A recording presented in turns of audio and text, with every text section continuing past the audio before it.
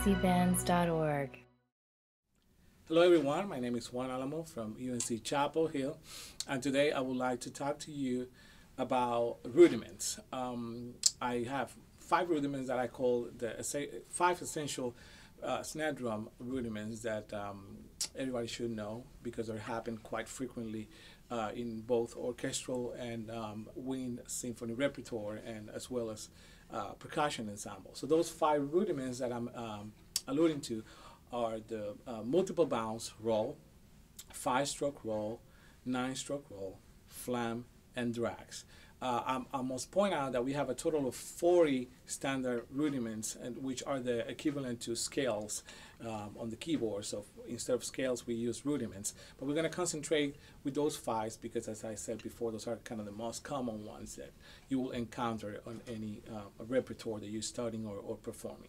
So the first one, the multiple bounce, I will play first and then talk a little bit about it.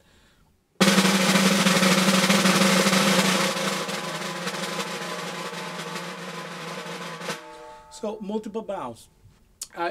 When I play this to young students, especially intermediate and elementary school, they look at me like, wow, that sounds great, but it sounds like impossible to play. But actually, 50% of what I'm doing is sort of given. Because if you just drop the stick on the drum, it will bounce naturally. I'm not doing anything. I'm just dropping the stick. So that's 50% of what I'm doing. The other 50% really is me learning and understanding how am I going to control those bounces and how can I speed up the amount of bounces so I create a fuller sound. And that's where using fingers and understanding how to use your hands comes to play. So going back to the fulcrum, okay, this is my fulcrum, right? All I want to do now is add a little bit of pressure with my middle finger so I can speed up the amount of bounces. If I don't do that, this is the natural amount of bounces that I get. If I add pressure with my middle finger, now I'm getting more bounces, which is exactly what I want. Now, I want to just stop for a second and sort of explain a little bit what I mean by adding pressure, because a lot of times you will hear young students performing a bass roll, but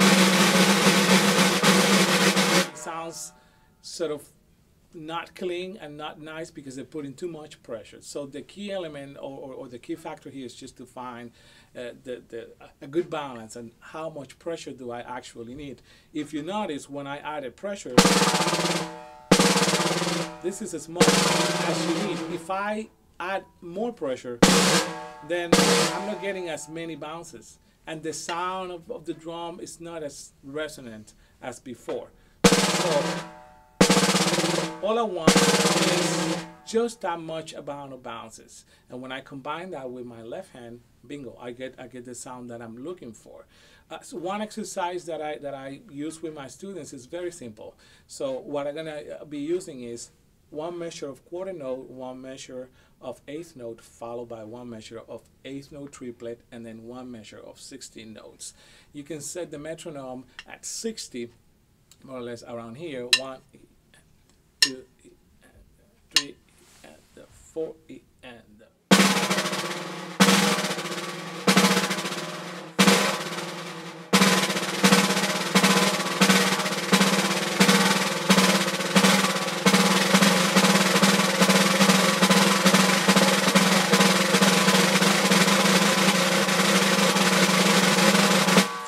one more time.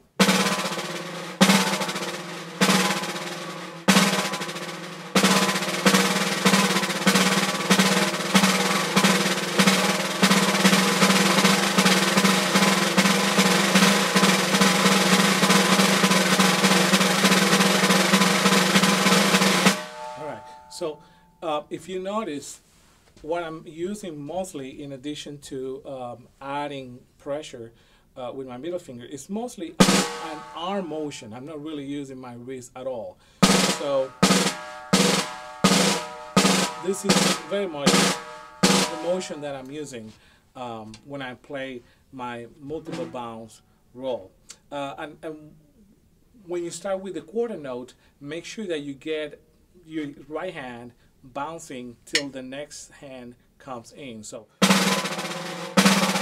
stick should be bouncing all the way till the next hand comes in. Otherwise, if you play them too short, then you're not getting the exact amount of bounces.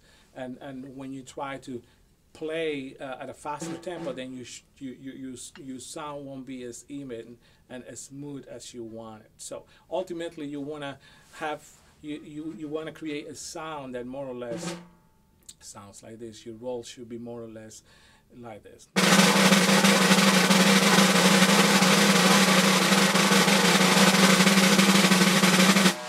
All right. So that's the multiple bounce roll.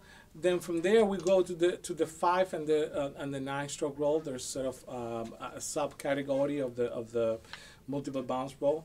For the 5 stroke roll, a simple exercise that I use with my students is using the following rhythm: 1 EN, 2 EN, 3 EN, 4 EN. That's my rhythm. And then the next measure, I will bounce the 16 notes. So if I do the whole exercise, it will sound like this: 1 EN, 2 EN, 3 EN, 4 EN, 1 EN, 2 EN, 3 EN, 4 EN, 1 EN, 2 EN, 3 EN, 4 EN. For the 9 stroke roll, I use the following rhythm: 1 E and the 2, 3 E and the 4, 1 E and the 2, 3 E and the 4, 1 E and the 2, 3 E and the 4, 1 E and the 2, 3 E and the 4. All right. Then the next 2 rudiments are the flam and the drag. For the flam, we have a grace note followed by the main note. So if we're playing quarter notes, it will sound like this. So it's basically a combination of a downstroke and an upstroke. The grace note is using an upstroke because it's going to start from a down position, and the main note is I'm using a downstroke. So in slow motion, it will look like this.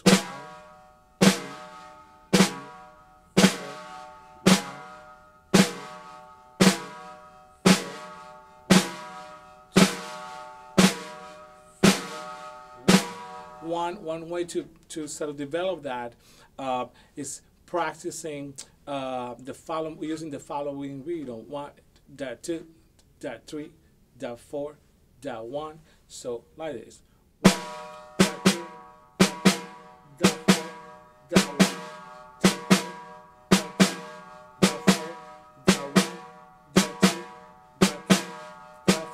that will just help you just to sort of memorize or coordinate the idea of using an upstroke for the grace note and a downstroke for the main note. Then you can turn that into the actual rudiment, into the actual flam. And I also should point out that you should always listen to the most of the name of these rudiments actually sound like the actual name. For instance, flam, when you play it correctly, it should sound like that word, flam. So look for that articulation. It shouldn't be that, but it should resemble the sound of the word flam. And from there we move to the drag. Again, you have an ornament followed by a main note. It's kind of the same thing. You have an upstroke and a downstroke, but the grace note, I'm using multiple bounce.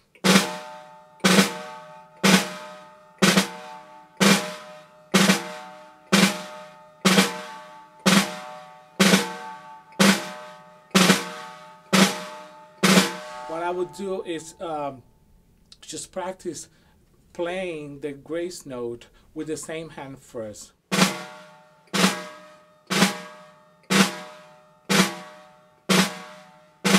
Just right hand first and then switch to the other hand. And then you can go from there and alternate and make sure that both hands sound as equal as possible. And then you get a consistent sound on your appoggiatura or your grace note. So those are what I call 5 essential rudiments that you will play on any given piece. This is sort of the common standard rudiments that you will encounter on any given piece, whether it's orchestra, wind ensemble, or percussion ensemble. I hope this video helps you to perform these rudiments. If you have any other questions in regards to this or anything related to snare drum, you can always contact me at my email, jalamo.unc.edu. Thank you for watching. UNCbands.org